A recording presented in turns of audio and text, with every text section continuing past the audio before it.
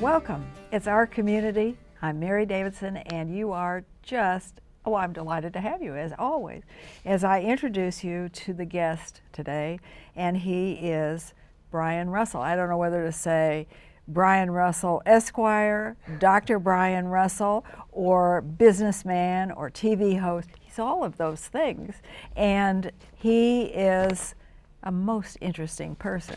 But what we're going to discuss today is the fact that he's an author. And he wrote a book called Stop Moaning and Start Owning.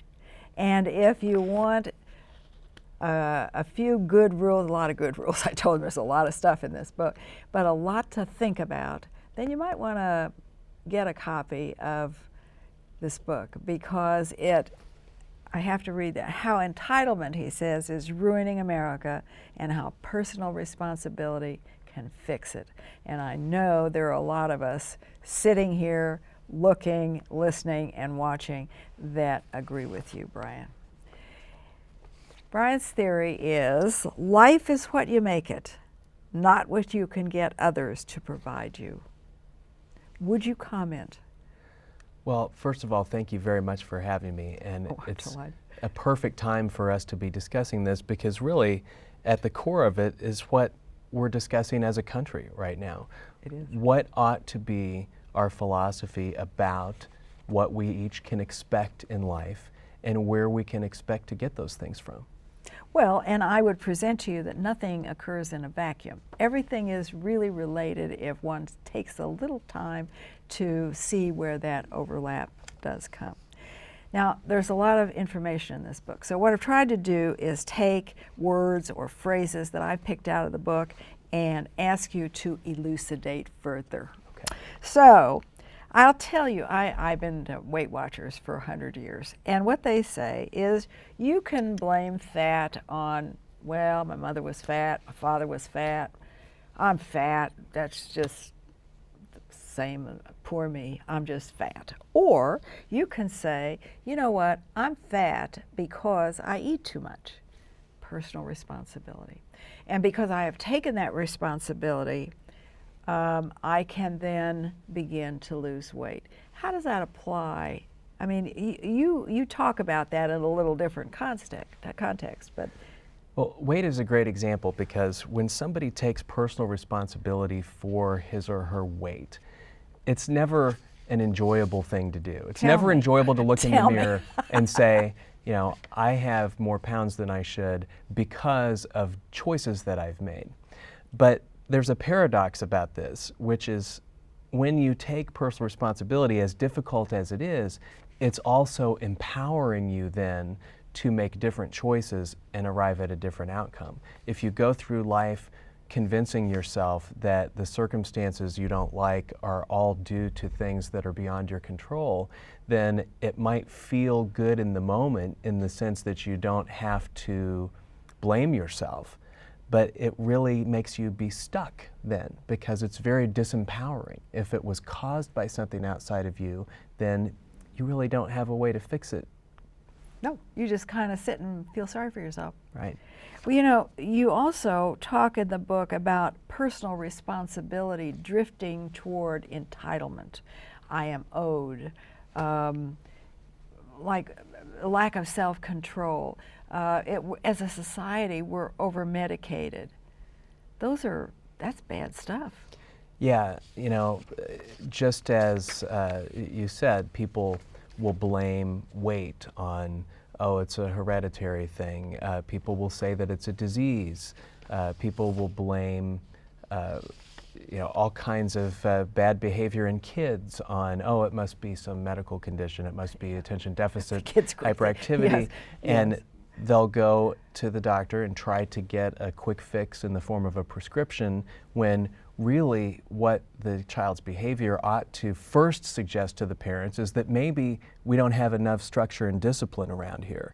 And maybe what we're doing, if we basically sedate this kid, is sweeping a problem under the rug that is going to come out in other ways, and we're actually doing a disservice to the child if we could make all of the difference or a big part of the difference that needs to be made with some more structure and discipline. Well, in some place in the book, I'm not quite sure where it is, you make the statement that people, children, adults, they need to hear no. Absolutely. There's a story in the book about one of the Desperate Housewives in real life. The actress has a little girl, and she said in an interview a couple of years ago that she was going to eliminate the word no from her parenting lexicon because she just felt so bad saying no so many times to the little girl.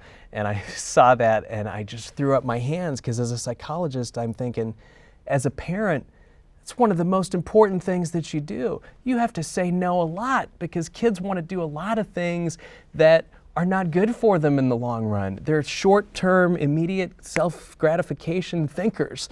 And we have too many adults thinking that way, precisely because, in large part, they didn't get enough parental structure and discipline and guidance, which comes in the form of no a lot of times. If you're not saying no, you're probably not doing your job as a parent. I used to say, John, if you do that one more time, I'm going to mash you. And he asked me one time, he said, would you really do that? I said, just watch me. But you know, I also think there's another side to this no business, and that comes from the medical profession. I think they're too quick to prescribe a quick fix. And you know, there are an awful lot of people that are addicted to painkillers that that's just one, and then that leads to other things. And I think part of, you know, we all share a responsibility in this matter, I think. But entitlement is eating us alive. Well, you're absolutely right about the healthcare professions not helping when they are quick to try to please somebody and give them what they come in the door wanting, even when it's not necessarily the best thing for them. And you see that a lot with celebrities like Michael Jackson and Anna Nicole Smith getting things that they should not have gotten from their healthcare providers. But that is happening all day long, all across the country, with all kinds of patients who are not famous, you'll never hear about, just like when we see celebrities getting in trouble with the legal system. And my legal colleagues are not doing much better for people than some of my healthcare colleagues in this regard, because you see celebrities getting slapped on the wrist over and over and over we can again. get you out of this. And you think, oh, well, that's because they're famous or that's because they're rich. It's not. That same thing is going on all across the country all day long, every day, with all kinds of criminals that you'll never know who they are, but they're doing just that same damage and they're getting that same slap on the wrist. Well, and you also talk a lot about we have before us today a rather narcissistic society. And what you said was, in the narcissists of today, the media is the reflecting pool of choice. Your words. Yeah, narcissism is the root of that word. It's a namesake of, or the namesake of it is Narcissus, who is a character from mythology who fell in love with his reflection. He thought it was just wonderful. And he saw it in the water. And I say in the book that if Narcissus lived today, the reflecting pool would be social media. It wouldn't be an actual pool where he actually looked and saw his reflection. It would be the image of himself that he created, which is something I think that is a little bit dangerous about social media, is that people can make themselves out to be, not just to others, but to themselves, whatever they wish they were. And they can actually surround themselves by enough reinforcing images of that and sort of meaningless, not really real friendships that just sort of feed into it, that they can convince themselves that they're a bunch of stuff they're not. And so there are a number of reasons why I'm concerned about social media. It's nice that we have an ability to be connecting with more people in more places than any human beings who've ever lived before us. But there are some downsides to it, and I think parents especially need to watch it with kids. I know. Well, what happens when this catches up with people? Is it ever going to? Well, is the day going to come when they look at themselves and they say, oh my? I think it is. And then boom. I think it is. There was a study done earlier this year or late last year that found, interestingly, that people who have tons and tons of friends on social media, friends, I have to put quotes around that, tend to be some of the more depressed people. And it's probably because they spend so much time living in that virtual world, and deep down they know it's not real. They know those aren't real connections. There's no depth to them. They've probably never seen the people. They don't know who they are even. But you pointed out something else that's important, which is, since the book is about entitlement and personal responsibility, the personality trait that's at the root of entitlement is narcissism. It is that sense that one is special, and because of that one is entitled, one is owed things by others and doesn't owe them anything back. There doesn't have to be any reciprocity. One deserves to have things given to them by other people. It's a very dangerous personality trait because it gives rise to those entitlement attitudes, which give rise to all kinds of entitled behaviors. Well, and everybody wants to be happy. I don't know. Of course, I back to the social media just quickly. I fly under the radar. I don't like anybody on Facebook. I don't want anybody to notice that I'm there, and I just delete that stuff. Please be on LinkedIn. I don't do that either. I just do not. But anyway, let's go back to the happy after we get through talking about my peculiarities. Everybody wants to be happy. I'm not sure what happy is. I know what contented is. I know what free from worry is, and I don't think anybody's free from worry. I know what being okay is, but I'm not sure what happy is. Well, you know, I think we all want to be happy. At least we all say we do. If we're not depressed, at least. We want to be happy, and it's right in our founding document that we have the right to pursue happiness. I think the problem is that a lot of people pursue it in a way that is unlikely to ever get them there because they define it wrong, and then they take it a step further and they expect not only to pursue it, but they expect to attain it and to have it handed to them by others if necessary. So I think first and foremost, people have to define happiness correctly. It's not an end state. It's not something that you pursue like you're hunting or something, and you're pursuing, you know, a game or something that is trying to elude you. It's a byproduct of finding the meaning in your life, of figuring out what it is that you can do to make a uniquely positive contribution to something larger than yourself. And in doing that, you get happy. Well, that's right. I mean, we don't go around singing zippity-doo-dah all the time. And somebody can't hand you that. No, you and have to find that from. Well, no, and you know, you make the remark in the book that there are people who want to pick and choose the road to happiness instead of picking something and working hard to attain. I like the word satisfaction myself better. To attain the satisfaction of a job well done, and they want to pick and choose, and again have somebody give them something. And it sounds like maybe satisfaction, and maybe the way you're using satisfaction, it's sort of synonymous with meaning. I talk in the book about finding meaning and getting to the happiness as a byproduct of the meaning.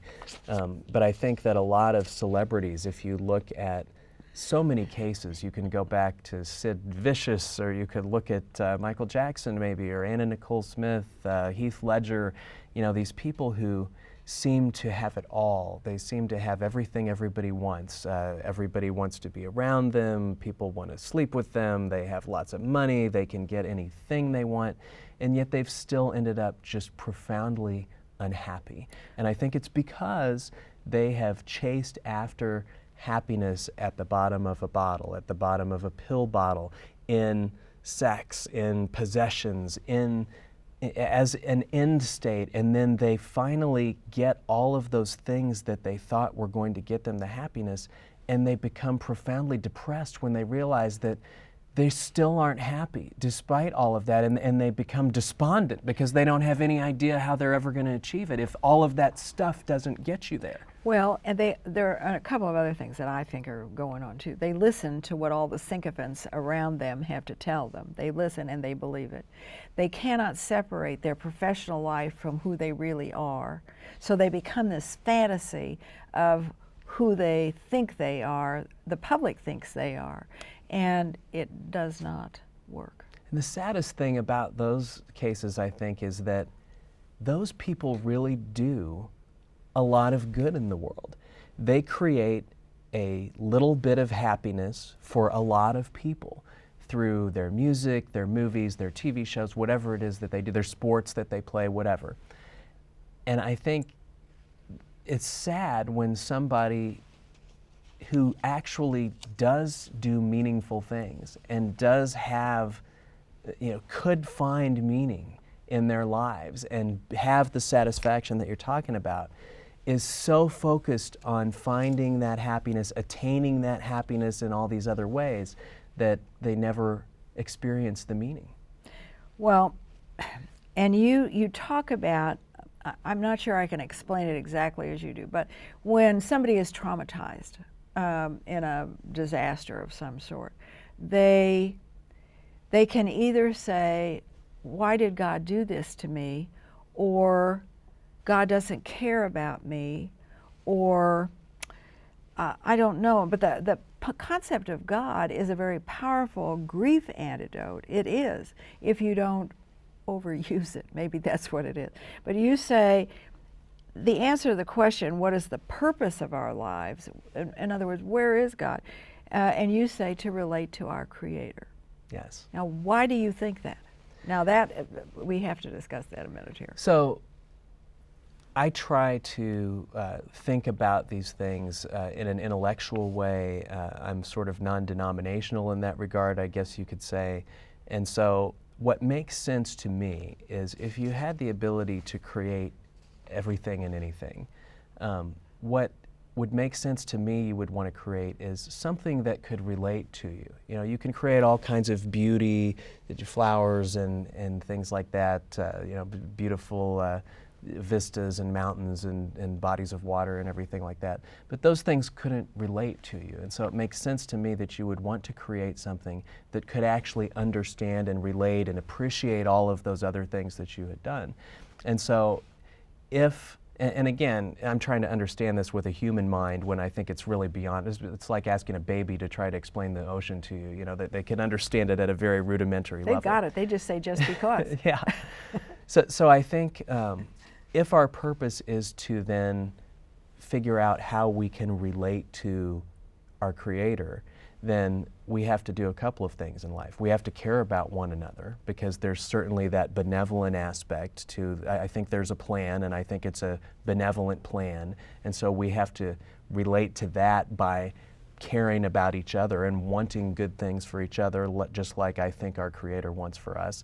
And then I think we also have to try to create ourselves in life by figuring out again, what is it that we've been given that enables us to make a uniquely positive contribution to the world, and then to go out and develop those skills and talents and abilities and make that contribution. And in doing that, I think we understand a little bit of what God is like, because we are creating then. So we're caring and creating. We're doing the two things that God does. Well, and the caring and creating, in my mind, somewhat overshadows the problem of access to excess.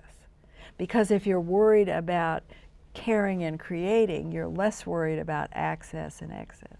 Yes. What you're talking about is something that I think I coined this phrase. That's yours, yes.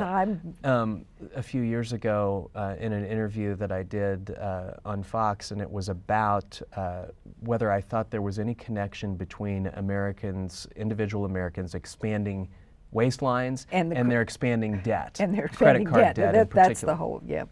And I talked about the fact that I think one of the sort of inevitable downsides to a prolonged period of prosperity in any society, like we've had here in this society, is that so many people for so many years have had so many more things than just what they need. They've had access to excess for a really long time, and so excess starts to feel to them normal.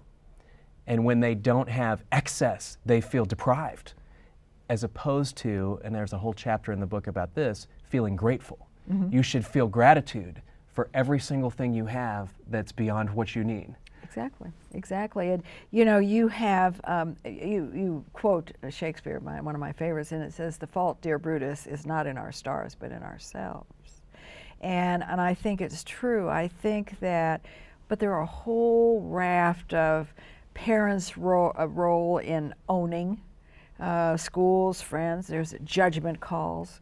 There is victim or control. And you have Russell's silver rule. When you talk about quit moaning and start owning, would you enlighten us as to Russell's silver Absolutely, rule? because the golden one is taken, and That's I would right. not go anywhere near right. trying to usurp that. So I made it the silver rule, and the silver rule is you don't get less of a behavior by making it easier to do. So if you have a kid who's doing something that isn't in their best interest, you have an adult who's getting too heavy or borrowing too much money or whatever, committing crimes, you're never going to get less of that behavior by making it easier to do. It's the sort of the basic premise of behaviorism in psychology. If you've got an undesirable behavior, the way that you get less of it is you make it harder to do. And yet, you look at the criminal justice system, as I said, and we seem to make it easier and easier and easier to do more and more and more destructive stuff before you really face any serious consequences. And we seem to be, some of my colleagues in law seem to make it easier and easier and easier to not take responsibility for your circumstances by But always. that's what they're paid for. That's right. They're Yeah. paid to help you find somebody else to blame. There's a whole story in the book about this couple that overextended themselves on a home that they had no business buying, defaulted on the home loan. The lender is trying and trying and trying to get a hold of them so that they can work with them on trying to figure out how not to foreclose. They don't take any of the calls. They ignore the calls for years, and the lender still hasn't foreclosed on the home. And what they turn around and do then is get an attorney and sue the bank for harassing them, for calling them so many times to try to get its money back that they never should have borrowed. So there's an example of my colleagues in the legal profession actually making it easier for people not to take responsibility. And as you said, some of my colleagues in the healthcare profession are doing that, calling obesity a disease, giving parents ADD pills before we could even be sure that the problem couldn't be solved with a little more structure and discipline. Dedicating as opposed to medicating, as I say in the book. Well, and you talk about consequences. There have to be some consequences. There also, and I have always thought this myself, to everything you do in life, there is a cost. There is a price to pay. And I always think of the worst thing that could possibly happen to me if I do X. And if I can handle it, then I go on. If I can't handle it, I back off. But I think about the consequences before I start, not halfway down the road and not at the end. And I know, just like you know, there is always a price to be paid and a consequence. Sometimes it's positive. I mean, it doesn't always have to be negative. A price to be paid and a consequence to come. Well, what you just said actually shows a couple of really nice things about you. One is you care about the impact of your actions on others. It means something to you. Yes, it does. If the actions that you undertake help other people or hurt them. That's fundamentally important for somebody who is personally responsible. And then the other thing is you're future oriented. You're somebody who thinks down the road about the downstream repercussions of the choices that you make. And you are willing to delay gratification if there's a greater reward or something better to be attained by waiting. That's right. Than by I acting can't right swim. now. I can't swim. So I have to think ahead a little so I don't get thrown in. But there's a lot in the book about Yeah. there's a whole Yes, section in there the is. book about Walter Mischel's marshmallow test, where he has kids. He's older now, but earlier in his career he did these famous experiments where he had kids in a situation where they could have a little treat immediately, or if they could let that treat sit there in front of them and wait to enjoy it, they could double the treat or have a bigger, better treat 15 minutes down the road. And it's amazing, and the stats on this are in the book, all of the things that predicts about what those kids would be like later on. The kids who couldn't or wouldn't, it's more accurate, delay the gratification, lower ACT and SAT scores, lower incomes, more divorce, more debt, more crime record, criminal records, everything that you wouldn't want. And the kids who were the ones who were willing to delay gratification, opposite. Well, you know, when I want to be annoyed, I go have the car washed. And the kids, you know, that dry the car, I watch them and I think, now, which of those kids would I hire? Usually it's none of them, because they don't want to bend their knees and stretch their arms to clean on top or clean on the bottom. Mm-hmm. But you know, you talk about the power of accountability too, and you have a prescription for personal prosperity. Will you talk a little bit? Because I thought that was really good. Yeah, I think this is really important for people to understand, because we're hearing so much in this election cycle that we're in about, oh, you know, people aren't doing well because other people are doing well. That isn't it. People who aren't doing well, usually, the vast majority of them, not 100%, but getting close, aren't doing well because of choices that they've made. And if you looked at 4 particular choices, and those are committing crimes, dropping out of school, getting addicted to one or more substances, and having children out of wedlock, making children out of wedlock. If you just avoided those 4 behaviors and you were an able-minded, able-bodied adult in this country, your statistical chances of living in poverty for any sustained period of time, everybody could have a layoff or something, but for any sustained period of time, are infinitesimally low. Try to find somebody who has been languishing, an able-minded, able-bodied adult, languishing in poverty circumstances in the United States for a sustained period of time, who has not done any of those 4 things. You could find them, few and far between. Now, most people aspire to more than not being in poverty. They aspire to prosper. And if, in addition to avoiding those 4 behaviors I just listed, the person would also delay gratification, take personal responsibility for meeting his or her own needs and wants, not expecting anybody else to do that for them, being accountable, doing what they say they're going to do, and if they ever don't for whatever reason, owning up to it and fixing it as best they can, as quickly as they can, and then lastly, figuring out what that uniquely positive contribution is that they can make to something larger than themselves. If they would just do those 4 things on top of the 4 don'ts that I listed previously, their chances of not prospering in this country would be infinitesimally low. Absolutely. Doesn't mean they'll be wealthy, doesn't mean they'll have a Mercedes or a jet. Prospering meaning they've got all their needs met, a lot of wants met on top of that, and not only theirs, but any dependence that they've created. And maybe that, my dear friend, is happiness. See, Yes. that's what I think. And as I say to you, this has been really interesting, Brian, and we have to thank Brian Russell for being kind enough to give us some time and talk about Stop Moaning and Start Owning. I think you'll enjoy reading it. And he has some wonderful quotes in the book, and I'm going to borrow one by Albert Ellis. And Albert Ellis says, the best years of your life are the ones in which you decide that your problems are all your own. You do not blame them on mother, the ecology, or the president. You realize that you control your own destiny. And isn't that for sure? We are the masters of our ship. That's right. And so with that in mind, thanks for being with us. It's our community, and I am always so pleased that you come to visit. Thank you so much for having me. Thank you, Brian. Thank you.